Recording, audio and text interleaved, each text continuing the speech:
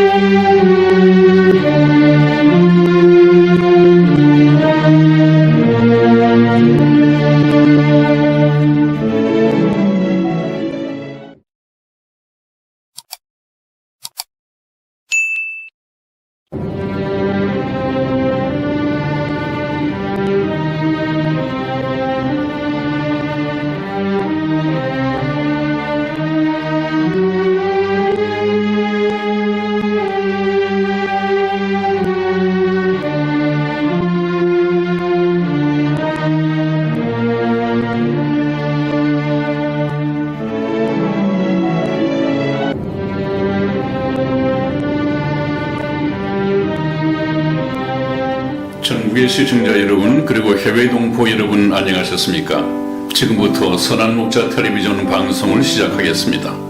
먼저 하나님께 기도드리겠습니다.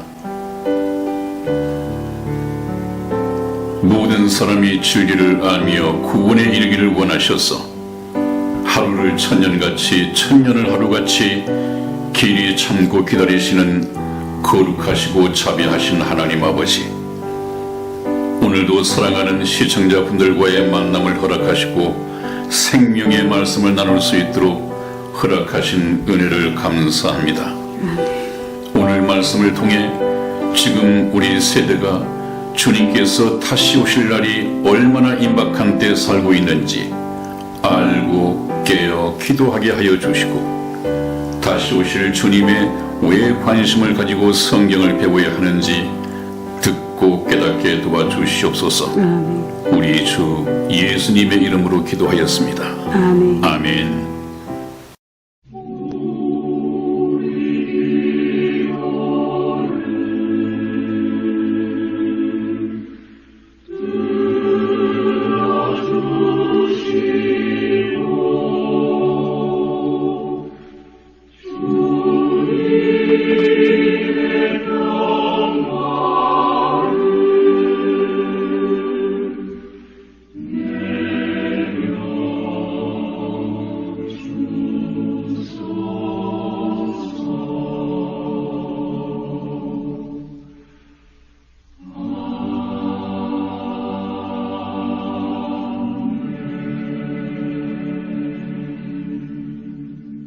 여러분, 오늘 여러분과 함께 만나볼 성경 예화 주제는 하늘 왕자와 시골 처녀와의 사랑 이야기입니다.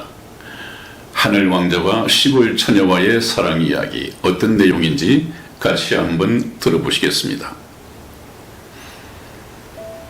키르케고르는 덴마크가 낳은 위대한 철학자이다. 그가 남긴 글 중에 사람을 사랑하심에 하나님이 택한 방법을 설명한 글이 있다. 어느 나라의 왕자가 사냥을 나갔다 돌아오는 길에 시골길에서 한 처녀를 만났다. 얼마나 사랑이 가는지 궁으로 돌아와서도 그 처녀를 잊을 수가 없었고, 시간이 지나면서 그 처녀에 대한 사랑이 가슴에 상처로 남을 만큼 깊어져 가고 있었다. 드디어 왕자는 그 처녀를 궁으로 데려와 배필로 삼아야겠다는 결심을 하기에 이르렀다. 그런데 어떻게 데려올 것인가를 궁리하다가 세 가지 방법을 생각해냈다. 첫째는 왕자 자신의 권위로 다가가는 방법이다. 왕자의 정장을 하고 부하들을 거느리고 다가가서 청혼하는 방법이다. 그러나 그렇게 해서는 그 처녀의 진정한 사랑을 얻기에는 합당치 않다고 느꼈다. 둘째는 왕궁의 영광을 보여주는 방법이다. 부하를 보내어 처녀를 왕궁으로 데려다가 왕궁의 영광스러운 모습을 보여주고는 청혼하는 방법이다. 그러나 이 방법도 마땅치 않다는 생각을 했다. 그렇게 하면 그녀에게 사랑의 마음이 없어도 왕궁의 영광을 보고 결혼에 응할 수 있을 것이라는 생각이 들었기 때문이다. 셋째는 왕자도 왕궁도 진정한 사랑을 보여주기엔 합당치 않을 것이니 왕자 자신이 시골 목동의 모습을 하고서 그녀에게로 다가가 사랑을 고백하고 서로의 사랑을 확인하여 왕궁으로 데려와야겠다는 결론을 내렸다. 이 이야기에서 키르 케구르가 말하는 것은 하나님께서 사람을 사랑하시는 방법을 인간적인 모습으로 그린 글이다. 이야기 속의 왕자는 예수 그리스도이시며 시골 처녀는 이 지구촌에 살고 있는 사람들이다. 왕궁은 말할 것도 없이 하늘나라이다.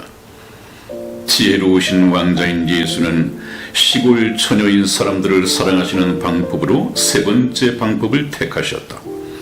직접 이 땅에 오셔서 33년간을 사람들과 함께 사시며 자신의 사랑을 보여주었다.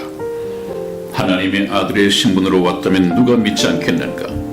천국을 구경시켜준 후 믿으라면 안 믿을 사람이 누가 있겠는가? 그런 조건적인 사랑이 아니라 순수한 사랑 자체를 보여주어 사람들을 사랑의 대상으로 삼으려고 예수께서 세상으로 오셨다. 이제 사람들 중에서 예수 그리스도를 믿을 것인지 믿지 않을 것인지, 사랑할 것인지 사랑하지 않을 것인지 선택해야 할 차례이다. 예수님의 사랑을 받아들일 것인지 아니면 모른 채 할 것인지는 여러분의 선택의 몫이다. 네, 그렇습니다, 여러분. 이것은 하늘에 계신 하나님의 성육신하신 모습을 너무도 잘 그린 그런 예화라고 할 수 있겠습니다. 예수님께서는 하나님이시면서 하늘에 하나님 아들 신분을 버리시고 이 땅에 정말 가난하고 비천한 모습으로 가난한 목수의 아들로 태어나셨습니다. 그렇게 사시다가 결국은 십자가에 처형당하여 돌아가셨습니다. 이사야서에서 말씀하신 것처럼 그분께서는 참 흠모할 만한 아름다운 것이 없도다, 이렇게 말씀하신 것처럼 그렇게 볼품 없는 외모로 오시는 것 같습니다. 그래서 예수님께서는 너희는 사람을 외모로 취하지 말라, 그렇게 말씀하신 것이 거기에 바탕을 두고 있는 것이 아닌가 생각이 됩니다. 여러분, 우리는 성경 말씀을 통해서 2000년 전에 그렇게 오셨다가 그렇게 돌아가신 이 예수님의 신분이 어떠한가, 이것은 이 세상의 눈에는 가려져 있습니다. 무엇을 통해서 진정 그분을 알 수 있느냐? 성경 말씀입니다. 성경 말씀을 보면 예수님이 누구인가를 알게 될 것이고, 그분이 누구인가를 알게 되면 그분께로 시집 가려고 하지 않는 사람이 없을 것입니다. 여러분들은 그 신랑 되실 예수 그리스도를 발견하셨고, 여러분들은 그 예수 그리스도의 영광스러운 신부가 될 준비가 되시는지요? 저희 선한 목자 텔레비전 방송을 보시고 잠깐 후에 신랑 자격으로 오실 이 예수 그리스도를 맞이하는 준비된 신부가 되어 있기를 주님 이름으로 축원을 드립니다. 오늘 첫 번째는 우리는 역사의 어느 시점에 살고 있는가 하는 이 제목으로 잠시 말씀을 드리고 본론으로 들어가겠습니다. 저희 선한 목자 텔레비전에서는 여러분들과 함께 태초 천지 창조에 대해서 상세하게 공부를 했고, 그 다음에 이스라엘의 구약 역사를 통해서 아브라함 시대에 이스라엘 백성을 선택하시고 출애굽시키시고 하나님이 이스라엘 백성을 여호와의 증인으로 삼으셔서 어떻게 하나님을 경험하게 하셨는가. 그래서 이스라엘 백성들이 세상 만민에게 자기들이 생활 속에서 역사 속에서 경험한 이 보이지 않지만 살아계신 하나님을 증거할 것인가, 이것을 훈련시키는 것을 알기 위해서 바로 이스라엘의 역사에 대해서 공부를 해왔습니다. 하나님은 인류 역사를 계획하시고 계획하신 대로 각본대로 역사를 경영해 가시는 역사의 주인이라고 말씀을 드렸죠. 그리고 나서 예수님께서 이 땅에 오셔서 이스라엘 땅에 오셨지만은 이스라엘이 예수 그리스도를 영접하기를 거절하고 배척함으로써 십자가에 처형당하고 이스라엘은 서기 70년에 로마의 타이투스 장군에 의해서 멸망받고 전 세계 여러 나라로 흩어지고 뒤에는 칼이 따르는 학살을 당하고 또 예루살렘 성읍은 이방인들에게 회파되어지고 성전은 파괴되고 이스라엘이 멸망당함으로써 지구상에 2000년 동안 사라졌다고 말씀을 드렸습니다. 그리고 난 후에 별로 이스라엘이 잘한 것은 없지만 하나님께서는 이스라엘이 멸망받자마자 하나님을 모르는 이방인들에게 아주 조롱을 받을까봐 또 조롱을 실제 받을 수 있었습니다. 그래 이스라엘 너희들이 그렇게 하나님의 백성이고 하나님은 전지전능하신 분이고 하나님은 전쟁에서 이기시는 분이라고 말씀을 하셨는데 너희들이 왜 이렇게 되느냐? 하나님이 살아 계시다면 너희들이 이런 멸망을 받게 되겠느냐? 그러니까 더 이상 하나님이 계시다는 말은 입 밖에도 끄집어내지 말라. 하나님이 안 계신 것처럼 조롱받기 시작했습니다. 그래서 하나님께서는 내가 이스라엘을 다시 회복시킬 것인데 그 이유는 땅에 떨어진 나의 거룩한 여호와의 이름을 다시 영광을 얻기 위해서 회복시킨다 그렇게 말씀을 하셨습니다. 그래서 이스라엘의 흥망성쇠가 바로 하나님의 손에 달려 있듯이 이 세상 모든 나라의 흥망성쇠도 그렇습니다. 모든 것을 주관하시는 분은 하나님이십니다. 그래서 이스라엘이 멸망하고 난 이후에 이제 선민시대는 끝이 났습니다. 그리고 난 다음에 하나님께서는 천국의 복음, 천국의 백성을 모집하기 위해서 어떤 시대를 마련하셨느냐? 다시 말하면 교회 시대를 2000년 동안 계획하셨습니다.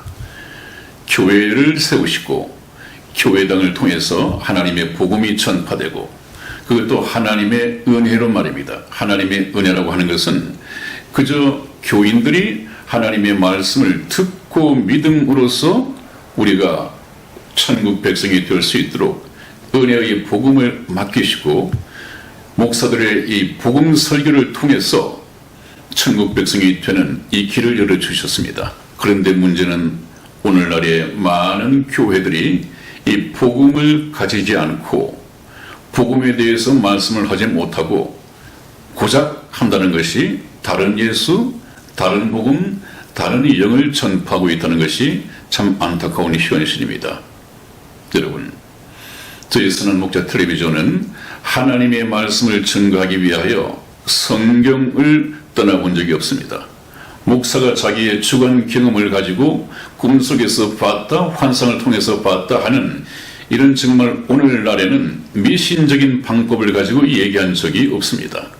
그렇기 때문에 저희 선한 목자 텔레비전이 성경 말씀을 가지고 증거하는 이 복음의 역사, 또 성경의 역사, 지금까지 인류 역사, 잠시 잠깐 남은 이후 미래 역사를 배워가시기를 주님 이름으로 축원을 드립니다. 자, 그러면 오늘 우리는 역사의 어느 시점에 살고 있는가? 바로 7년 대환란이 일어나기 직전, 예수님께서 공중에 재림하시기 직전에 우리가 처해 있다는 것을 성경 말씀을 통해서 저 도표를 통해서 우리가 확인해야 합니다. 주님께서 공중에 재림하시는 것은 알곡을 추수하기 위해서 오신다. 그러므로 저와 여러분들은 쭉정이가 아니라 하나님께서 기뻐하시는, 하나님께서 농사 지으신 알찬 열매로서 알곡이 되어 있어야 합니다. 그것이 무슨 말이냐? 성령으로 거듭나 있어야 된단 말이죠. 천국 백성의 자격을 취득한 상태에서 있어야 된단 말이죠. 그 알곡을 하늘나라로 추수하기 위해서 오시는 것이 주님의 공중재림입니다. 또 다른 말로는 어린 양의 혼인잔치다. 어린 양의 혼인잔치가 주님께서 공중에 재림하시면 주님께서는 이제 신랑 자격으로 오십니다. 그러면 밑에 지구촌에서 준비되어진 이 알곡들은 또 다른 표현을 빌리자면 예수 그리스도의 신부 자격으로 혼인잔치에 들어가기 위하여 공중으로 들림을 받게 됩니다. 그래서 공중에서 7년간 어린 양의 혼인잔치가 있게 되죠. 거기에 저와 여러분들이 반드시 참여해야 합니다. 그리고 난 다음에 이제 공중에서 7년 동안 있을 때 그리스도인들에 대한 그리스도의 심판대가 펼쳐집니다. 그것은 그 중에서 너는 지옥 갈래 천국 갈래가 아니라 구원받은 성도들은 전부 다 천국 백성들이죠. 예수 그리스도의 사랑하는 신부들이죠. 지옥 갈래 천국 갈래가 아니라 천국 갈 사람들임에도 불구하고 이 땅에서 구원받은 이후에 계속해서 하나님 나라에 계속 충성하면서 살아온 사람들이 있습니다. 이 세상에서 해야 할 일들이 많을 텐데 예수 그리스도를 믿는 믿음으로 하나님께 충성하기 위하여 이 세상 일은 좀 접어둔 참 충성된 일꾼들이 있습니다. 이런 사람들과 구원은 받았어도 하나님 나라에 충성하는 일에 조금 소홀히 했던 이런 사람들과는 완전히 등급이 달라져야겠죠. 그것이 하나님의 공의죠. 심은 대로 거두리라고 하는 하나님의 말씀처럼 그리스도의 심판대가 있게 될 것입니다. 저와 여러분들은 지금 이 시간에 이번에 저희 천국 복음을 통해서 구원을 받더라도 남은 인생 기간 동안 열심히 충성하여 영원히 썩어지지 아니할 하나님 나라의 이 상급을 받아야겠습니다. 그래서 우리는 지금 7년 대환란 직전에 또 예수님께서 공중 재림하시는 것과는 7년 대환란이 임무 교대되어지고 맞물려 돌아갈 텐데 순간적으로 말이죠. 반드시 이 시점에 와 있습니다. 그러므로 깨어서 기도해야 될 것이 주님께서도 말씀하신 것이 그러므로 너희는 정신을 차리고 기도하여 깨어 있으라. 언제 너희 주가 임할는지 너희가 알지 못함이니라. 오늘 밤일는지 내일이든지 그건 우리가 알 수 없는 것입니다. 그렇기 때문에 항상 깨어 있는 상태에서 주님을 맞을 준비를 해야 하겠습니다. 다음을 한번 보시겠습니다. 오늘 이제 지난번 말씀에 이어서 계속되어질 말씀이 이스라엘의 회복은 무엇을 의미하는가 하는 것을 우리가 알아봐야 됩니다. 이스라엘은 1948년 5월 14일에 독립을 했고 빠른 속도로 회복되어 가고 있다고 그랬죠. 이 이스라엘의 독립과 회복이 무엇을 의미하는가 우리가 굉장히 중요합니다.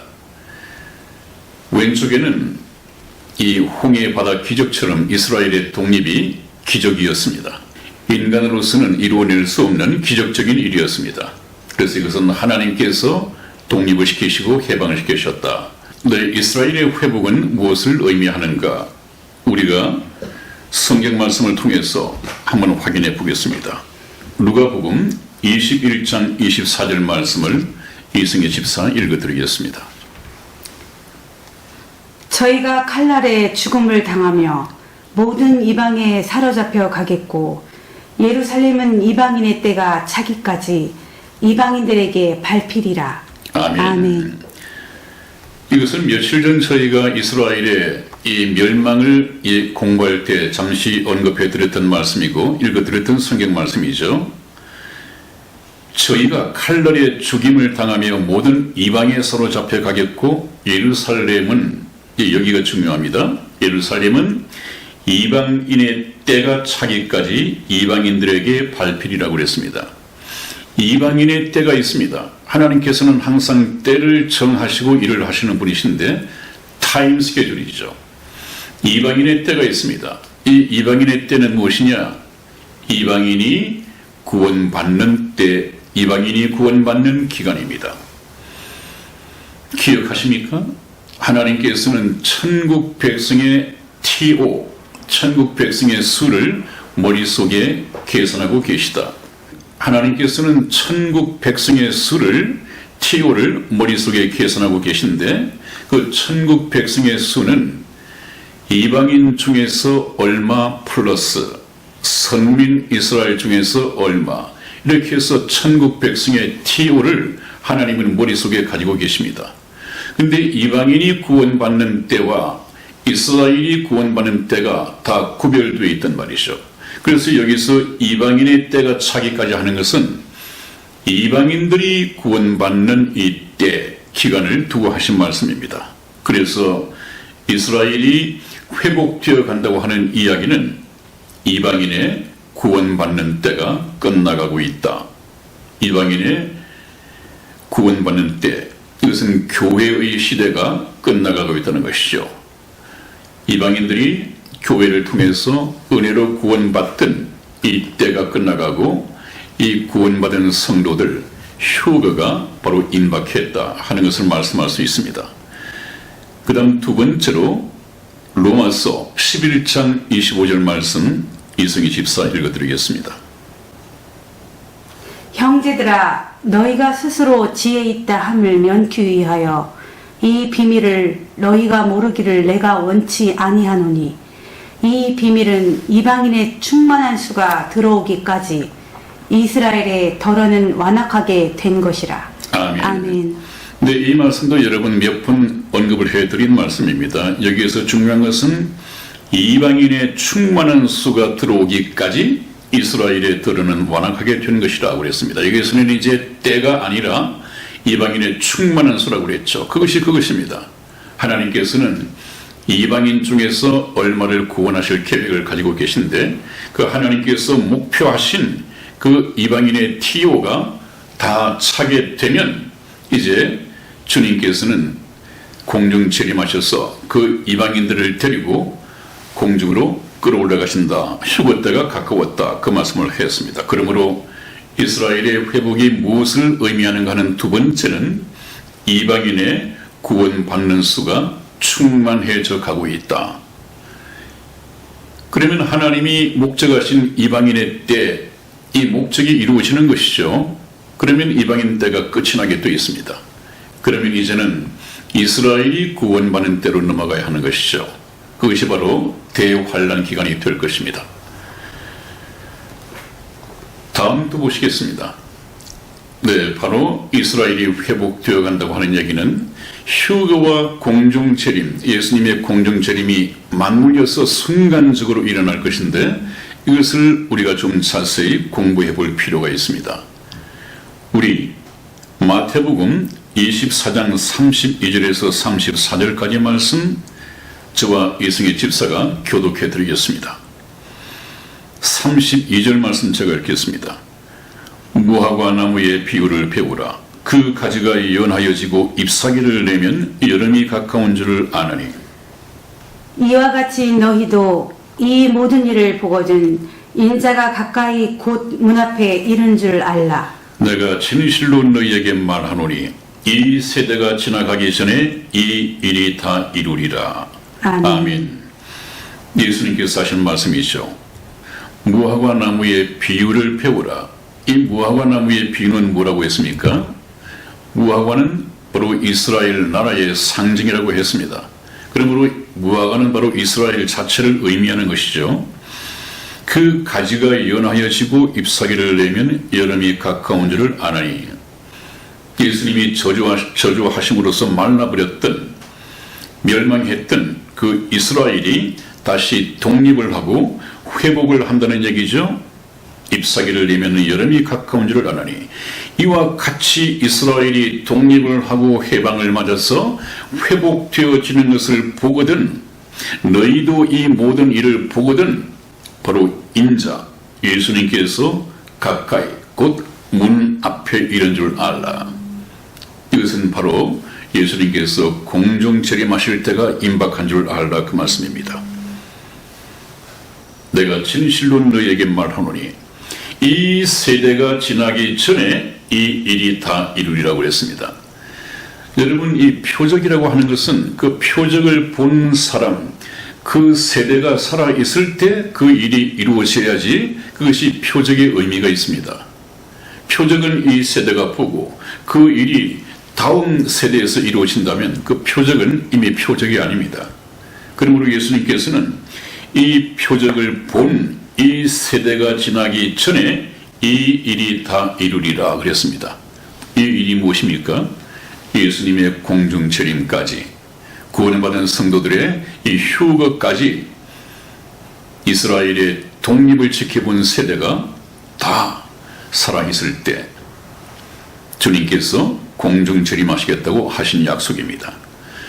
제가 1948년에 태어났습니다. 하나님께서 인간에게 정하신 수명이 70이 일반이고 강건하면 80이라도 했는데 한 세대 이 80까지가 지나기 전에 다 이루리라고 하셨다면 주님 오실 날이 너무도 가까웠습니다. 이것은 이 말씀만 의지해가지고 아니라 세계 역사 속에서 우리가 눈으로 확인할 수 있는 것을 다음 시간에 제가 말씀을 드리겠습니다. 세세하게 우리가 정말 이 시대에 살고 있구나, 이 주님이 공중재림이 임박한 시대에 살고 있구나 하는 것을 눈으로 확인할 수 있도록 증거를 해드리겠습니다. 그 다음에 이제 예수님의 공중재림에 좀 특징들이 있죠. 특징. 네, 이 문제는 또 좀 계속되어져야 하기 때문에 다음 시간에 말씀을 이어가도록 하겠습니다.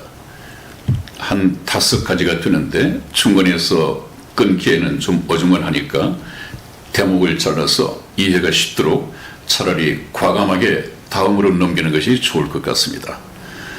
여러분, 이제 저희 선한목자 텔레비전의 이 천국 복음 열차가 거의 지난번에 수원역까지 왔다고 했습니까? 서울이 종착역이라고 한다면 이제는 거의 영등포역까지 도착을 하고 있습니다. 곧 천국 종착역에 내리게 될 것입니다. 많이 기대해 주시고 더욱더 귀를 기울이시고 열심히 시청해 주시기를 바랍니다. 이 말씀을 들으시는 중에 구독 신청을 하시는 분들이 계신데 그분들께서는 저희가 이승의 집사와 함께 했던 이 에덴 동산에서의 이야기가 있습니다. 우리가 에덴 동산에서부터 시작하지 않으면 성경 말씀의 열쇠가 풀어지지를 않습니다. 바로 성경 열쇠의 키는 에덴 동산에서부터 시작이 됩니다, 여러분. 거기에 하나님의 형상, 하나님이 어떤 분인가, 왜 인간을 창조하지 않으면 안 되었던가 하는 것이 그 속에 있고요. 또 에덴 동산에서는 아담과 하와가 창조된 목적이 무엇인가, 아담은 누구며 하와는 누구인가, 이들은 왜 지음을 받았는가, 왜 아담은 또 에덴 동산에서 하와와 함께 추방당할 수밖에 없었는가, 그렇다면 인류 역사는 무슨 의미가 있는가. 오늘날의 참 세상적인 학식을 많이 갖춘 분들도 이 인류 역사에 대해서 논할 수 있는 사람이 없습니다. 왜냐하면 성경을 통해서 에덴 동산의 역사를 모른다면, 에덴 동산에서의 사연을 모른다면 인류 역사의 의미와 인류 역사의 목적을 이해를 할 수 없습니다. 하나님께서 인류 역사를 계획하신 목적과 또 경영해 가시는 이 방법을 알아야만이 드디어 역사에 대해서 논할 수 있고 평론할 수 있고 그렇습니다. 그래서 제가 참 안타깝게 느끼는 것은 만나본 많은 사람들, 목사님들, 에덴 동산은 하나의 전설적인 이야기로만 치부해버리고 주일 학교에만 가르치는 그런 이야기거리가 또 있습니다. 그렇지 않습니다. 에덴 동산에서 우리가 참 진지하게 살아계신 하나님, 하나님의 창조 목적을 발견하지 못한다면 역사에 대해서도 알지 못합니다. 내가 이 세상에 왜 태어났는지, 하나님께서 허락하신 7, 80년 사는 동안에 내가 해야 할 일이 무엇인지, 이 인생의 목적조차도 설정을 못하고 있습니다. 여러분, 중간에서 저희 구독 신청을 하고 신청하시는 분들 반드시 제일 처음 1편부터는 아니더라도 에덴 동산에서부터 출발하시고 그 다음에 이제 저 앞에서 했던 이야기들, 그것은 사실상 우리가 전혀 예수 그리스도 종교에 대한 편견, 예비적인 지식이 없는 사람들에게는 에덴 동산에서부터 출발해도 충분합니다. 그러나 저희가 오랫동안 이것은 아니다, 예수 믿는 것이 이것은 아니다고 얘기한 것은 잘못 알고 있는 것을 치워내기 위해서, 지우기로 치워내기 위해서 그 작업을 한 것입니다. 참 성경을 아는데 잘못 알고 있는 사람들의 편견을 치우고 바른 것을 심어주기 위해서 그렇게 시간이 걸리고 어렵습니다. 복음은 정말 간단한 것이거든요.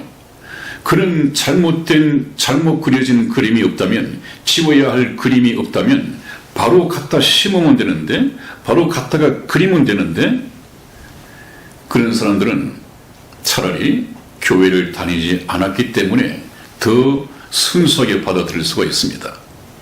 여러분, 기대하시고 다음 시간을 계속해서 경청해 주시기를 주님 이름으로 축원을 드립니다. 다음 시간까지 건강하십시오. 감사합니다. 안녕히 계세요.